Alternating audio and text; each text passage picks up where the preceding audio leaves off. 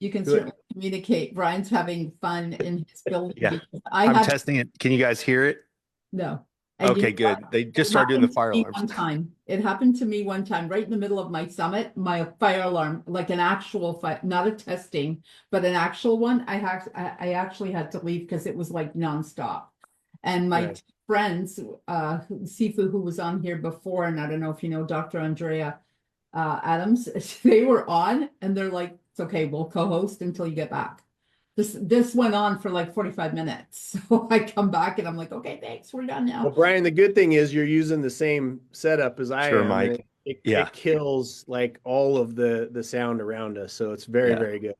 Yeah, Yeah, that was the it was best really good. investment. I like everyone. I started with the Blue Yeti because everybody told me to get that. And when I upgraded to the Shure mic, such a world of difference. Yeah. Uh, Yeah. uh, Big time. Yeah, Are you connected into like a road on the other side of it? Like a I'm road? not yet. Pardon me Yeah. 1 second. Yeah. So awesome. Yeah. Fire alarms. So This is what's your outcomes for the year, Marianne? all kinds. I have houses, I have books, I usually write since I was 19 years old, I've been writing 100 goals every Mm, somewhere between the last week of December and the first week of January, somewhere in there, I usually come up with about 100. And it could nice. be, I was saying one year it was like I have, like I have a house in Arizona on there, Mm, and I have like uh Vitamix. mm, I wanted to right. have a Vitamix. For whatever reason, I didn't already have one. So, that kind of thing. Yeah. And so this year I'm opening up a non-for-profit. Like there's big business goals. There's always, big business goals and then some, it's always weight loss. My whole life, it's always been weight loss goals or, health goals. Yeah. Uh, money, always this, that, the other, all kinds. Oh yeah, all the time, all the That's time. good.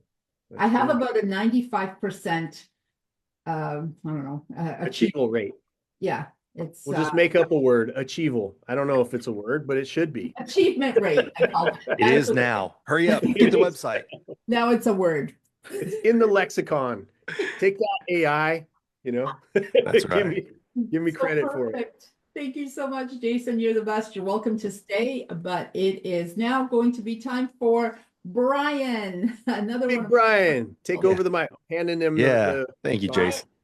rocket Brian brother. Galke is a facial decoding expert. How Mhm. cool is that?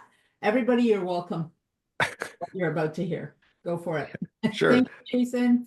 First off, to follow Jason, gosh, like 10, 15 years ago, he had a seminar here in Dallas, and I went and sat through that, and I still have the notes to this day of just all the incredible things that he taught us at that time. So it's fun to get to follow him and unnerving at the exact same time, right? So, Yeah.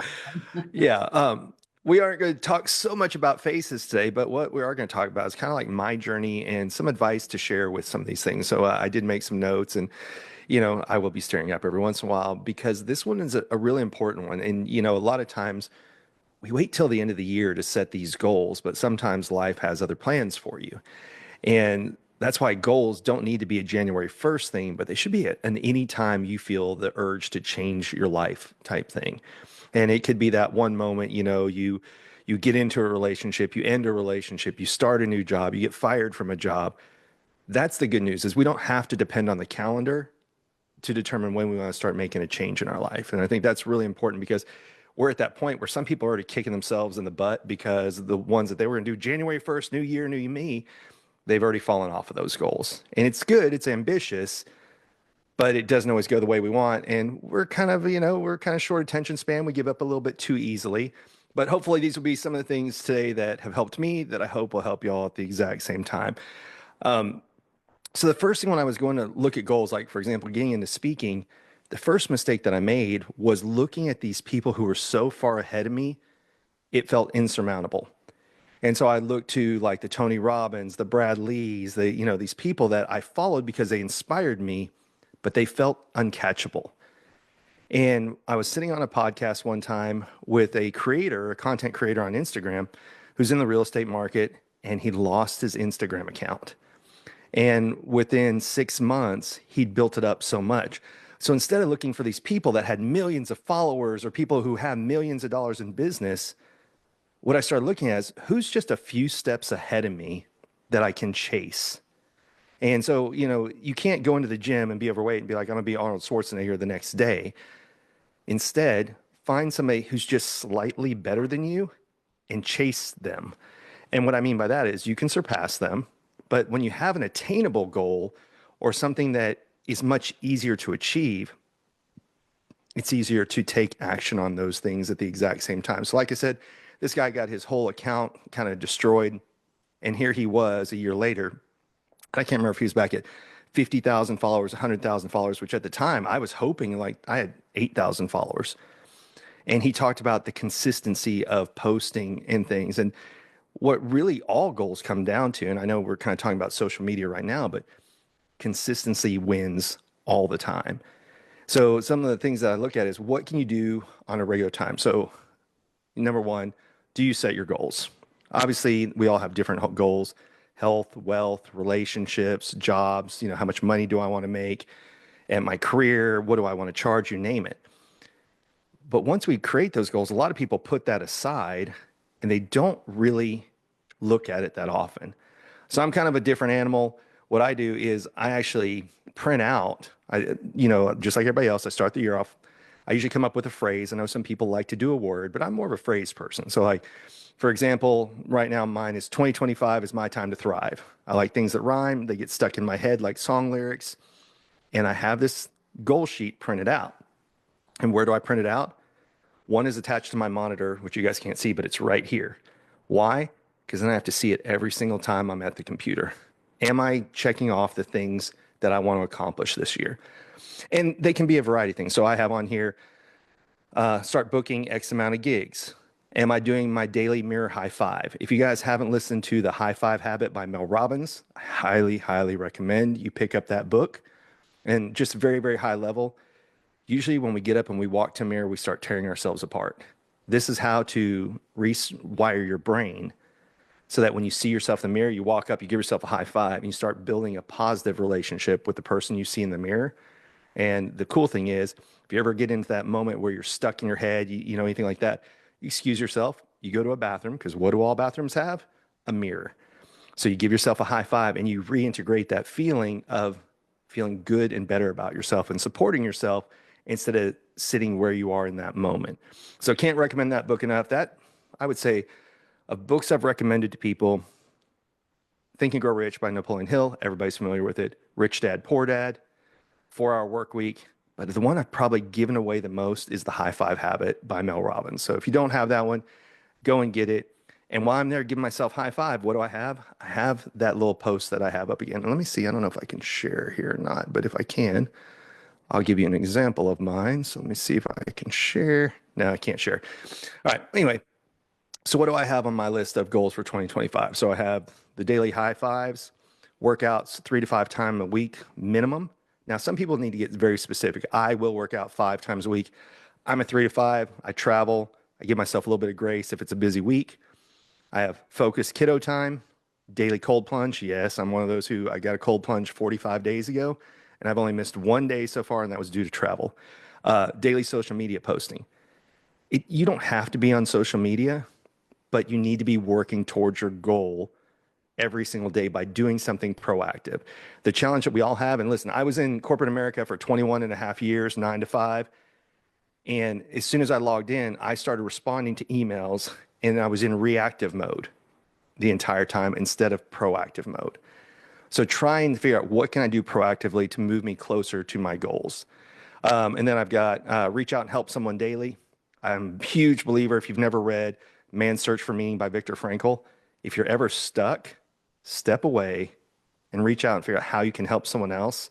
And that will re-energize you towards your own goals. There's just something built into us that we will do more for others, but in the end, we win also. But it's by doing more to help others that we elevate in life. And then how many podcasts I want to book that week. So that's just some of my goals for this year. And what I say is, I will only take action that takes me closer to my purpose, my vision, and my mission. And so I see that every time I brush my teeth in the morning for 2 minutes. Get yourself a sonic toothbrush. and then every night. So not only do I see my goals every day when I'm looking here at my monitor, they're to my right. You can make it to your left, doesn't matter where it is, but they're constantly in my face because far too many people set a goal and they forget about it. And that's where we lose our goals. So that's number one. Then number two, how do you remind yourself your goals? I just explained that one. Put it on your mirror, put it on your monitor, you do it. Now we're all familiar if we want to lose weight, we want to get in better shape. What do we have? We have a scale in the bathroom. And what's that scale there for? So we can see the progress we're making. So the question is, what's your bathroom scale for whatever your goals are? So if it's not weight related, doesn't matter. But how are you tracking the progress of what you're moving towards? You know, do you have, let's say you want to walk more. Okay, do you have an Apple Watch? Do you have something that's tracking where you want to go? Let's say you want to read more books. Do you have a countdown of, if I want to read 20 books this year, do you have a checklist somewhere that you're keeping track of how many books you've read or listened to? So what's your bathroom scale? Meaning, how are you constantly measuring towards your goal on a regular basis? Now, the next one, it's a little bit, there's two different sets of opinions on this, and that is, do you share your goals or do you not? Now, I'm a bigger believer of if you share your goals, you create accountability, and sometimes we all need a kick in the butt to get going on things that we gave up on. So I'm a fan of that. Now, on the opposite side of the scale, there's some people who say, work in silent, nobody needs to know, just show up after you win. Do whatever works for you. I'm a bigger believer that occasionally I need a fan. I need somebody to give me a pep talk. And the craziest part about it is, it's not usually people in your day-to-day life. Usually it's a peer in another industry, somebody else who's an entrepreneur, whatever you're chasing. If you are going on a diet, it's somebody else who's going on a diet. There's a reason that people who suffer from alcoholism go to meetings. It's the accountability with others that help us stay on track for the goals that we want. So if you look, it's not the people always in our day-to-day life. If you have that, amazing, good for you, but not everybody does. So what are you doing to try and find accountability groups to help you stay with that? So if you don't want to announce them publicly, if you want to, put them out on social media, because then you know what? A lot of people see it. And there's a lot of people who are driven by, oh crap, I said this to the masses. Now I have to keep up with it. I went to, I think it was Go Live seminar with Eric Worre several years ago. I think a GoPro, I think was the name of it. And his whole thing was set a goal, have an accountability, and put a financial donation towards a charity that you absolutely hate. And if you don't keep your goals, you have to send that money to that charity. So find something you absolutely despise and put a money bet on it. That's the whole reason why, like with fantasy football and all these things, it's the people who want to win. It's that competitive edge, and it's not wanting to lose that people get into those different environments and how they set the accountability for it. Because if not, we're all lazy by nature to a degree, right? Like hopefully you have a nice couch somewhere that you want to relax on, but you have to keep something to keep driving you over and over and over again. My next one down is, what are you doing to improve what you're going towards? So I always say, are you listening or are you learning? And what I mean by that is, I'm in my car a lot. I don't listen to the radio. I don't listen to talk news. I don't listen to sports. That one's a lost one on me. It's a game that already happened. Why are we rehashing it? And it's somebody else's life. If I'm in the car and you see me with AirPods on, maybe 5% of the time I'm listening to music. The other 95%, I'm listening to a podcast or I'm listening to a book on Audible. Now, they're not always business books. Sometimes you need something creative for your mind. But are you listening or are you learning? Are you killing time? There's absolutely nothing wrong with taking a brain break and just listening to music. Hell, sometimes you need to just kind of dance around your house when no one's looking to reset your mood. But the rest of the time, are you listening or are you learning? I'm a bigger fan of learning books. I like podcasts. I have the subscription to YouTube, so I can listen to YouTube and I can turn off that app on my phone and be kind of fiddling around with other things, but I'm still learning. There's one right now I'm listening to, let me see if I can find it. It's the I Am a Warrior on there, and it's just positive affirmations that help me get through that cold plunge I mentioned earlier, because it's really cold at 41 degrees in the morning. But yeah, it is called, let me see here, I Am a Legendary Warrior. And it's like an hour long of just positive affirmations on things. So sometimes I'll leave it in even after the plunge as I'm doing things around the house, loading up the laundry, loading up the dishwasher, What's going in your ears matters because it influences your thoughts later on. So are you putting things in your ears that are helping you achieve your goals over time? My next one over is get in the rooms to expand your mind. A lot of times we think we have a big goal until we get into a room where people's goals make ours look this big. And I'm not saying that to diminish our own wealth. It means, are we thinking or pushing ourselves enough? Like we have a limited mindset based on what we've been exposed to over time. And I sat in rooms where I was like, oh, I want to reach this dollar amount, or I want to reach this many stages. And I sat in rooms where people were doing my yearly goal in 1 month. And some people get really upset and mad and go, oh, well, they were probably evil. They're all these things. I celebrate everyone's success because it brings more towards you. So when you're grateful and you congratulate other people, you're putting out that vibration to the world, and that attracts more of those things towards you. So I know we all, to a degree, can be envious of what people have, what people do, you name it. But really, when you celebrate success, yours or others, you attract more of that into your life at the exact same time. So get into rooms where you have to look around and go, do I belong here? That's the room you want to be in versus everyone coming to you. So we've all heard, the big fish in a little pond. That thing is true. But what you can also do is go to groups that's not in your industry or not with what your goal is. Hell, I went to a really good seminar. It was called the Silverback Summit, and it's all health and fitness coaches. And okay, not only did I feel very physically not like I should be in the room because they were all jacked, but they were all talking about what they make monthly as a coach. And I'm looking going, this is really impressive. I had no idea because my limited exposure was, oh, there's trainers in a gym that what do they probably make? And these people were crushing it. So every once in a while, take a look at your goals by getting out into other sandboxes. Go and check out other industries and see, are you setting a goal that's too small? Because that's just what you've experienced and been exposed to so far. My next tip, we all get writer's cramp, or writer's block, sorry, not writer's cramp. We all get writer's block. We all feel stuck at times. Since Jason was just on, if you listen to Tony Robbins, he says, motion creates emotion. So get out, go move, go do something. But what we can also do this day and age is, when in doubt, type it out. And what does that mean? Go get on Chat GPT and say, I'm stuck here. What are my next steps? It's funny because we can ask it so many different things. We all think it's just a research tool. It's a reflective tool at the exact same time, because it will literally, if you have anything out there, it can say, go search my name.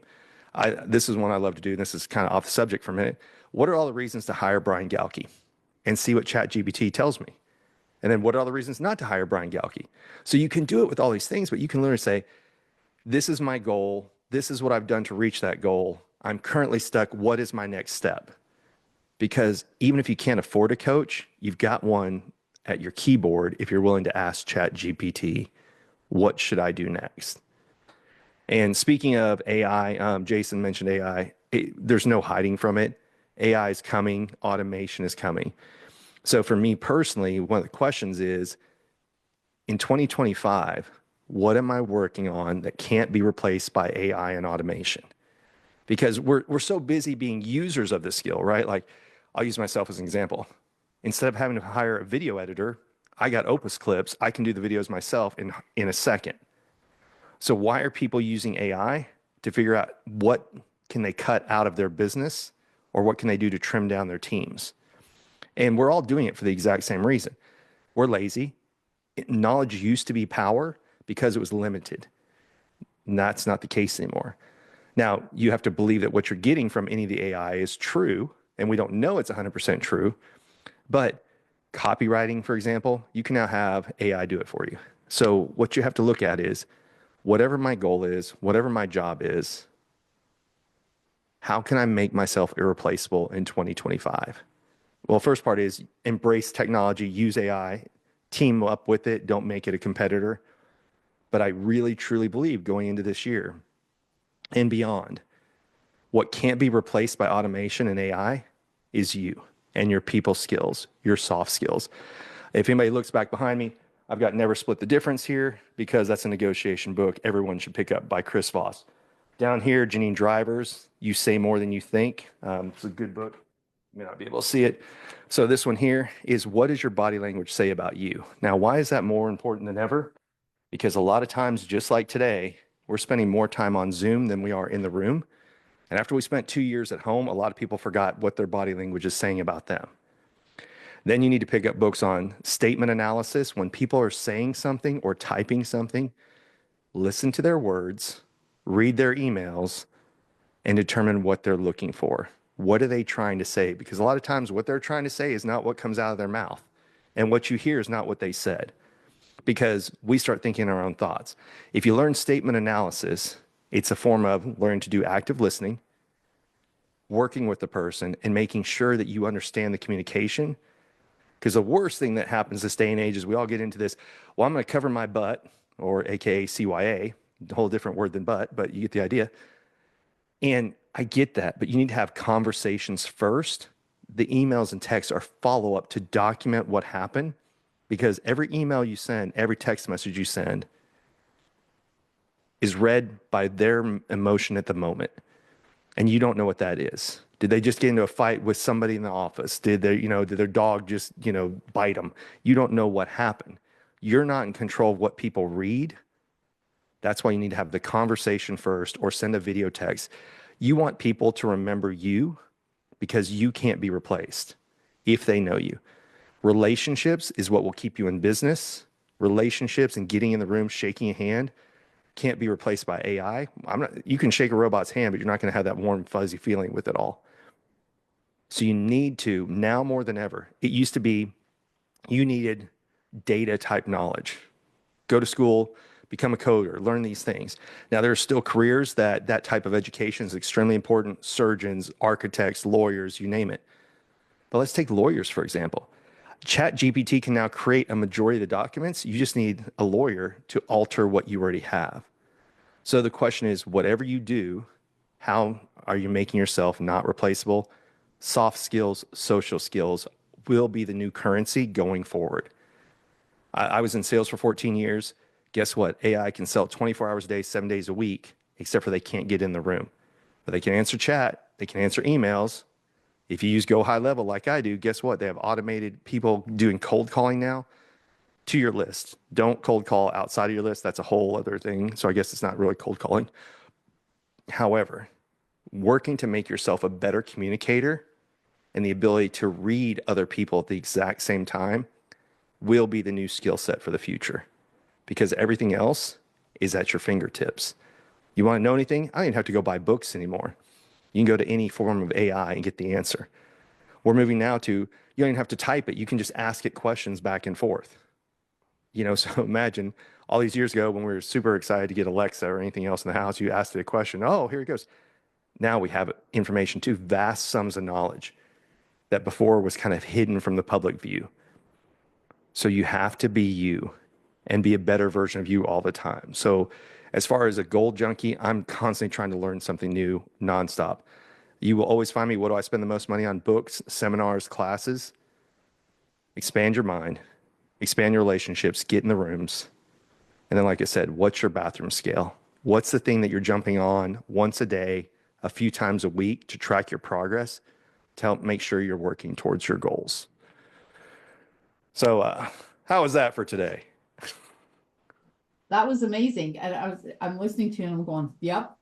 I have spent hundreds of thousands of dollars over the course of roughly from the time that I was 19 till now, which is almost 63 in a couple of weeks. And that's a lot of years of spending a lot of money and traveling. There was a time where this virtual world didn't really exist. Now I can do double, triple, quadruple the amount of courses, right? Because I don't have to. I remember flying into Switzerland. I had to fly into Zurich. Then I had to take a train to St. Gallen. Then from St. Gallen, I had to take a bus up the little hill to get to this tiny little place, which is called Haydn, which is actually the home of the Red Cross, where it was first sort of born, I guess. Yeah. And this tiny little town, and I had a 14-day intense healing course. Wow. That the gentleman the teacher, he was a feng shui teacher, And I had taken a couple of feng shui courses, which I wish I would implement around here. Anyway, and yeah, it was like, wow. And then Hawaii and all these other places where there was all these, one time I had a 13-hour layover, and now Exactly. and we're there. I love Yeah. it. Lots of money, lots of time, but I think those are good things to spend money on. Oh, absolutely. Books, knowledge, people. One of the things that it's going to sound counterintuitive because I'm a speaker and I want people to come to see speakers and learn. But if you're not talking to the people who are in the room, they're people who are probably at your level or a level that can help you. And you're going to get that input. You're going to be able to develop that relationship that you can't always get with speakers. Because some speakers fly in, they talk, they fly out. Yeah. So go and see the speakers, but talk to the people in the room while you're there. That's the whole reason you're not watching it on YouTube or you're not buying somebody's course. You went somewhere to disconnect and be in the present moment. Make sure you're talking to the people that are in there. So true. It's true. Anyways, thank you so much for your Yes. time, Brian. I hope to see you again next month on Yes. February 14th. Love heals. We'll get back and forth with each other for the time. Yeah. But this was amazing. And I think Brian will speak more on the facial decoding in February. So stay We tuned. definitely will. Yes. Stay tuned. This is a ton of fun. I'm actually taking one of his courses. I've been super busy this week and I kind of feel like, oh, I can't wait till I get back onto the thing. It's so much fun. I mean, we talked just about eyebrows for I don't know how many sessions, right? Right. Like, absolutely amazing. Anyways, thank you so much, Brian. You're you. awesome. Have a great day. Thank you for your time.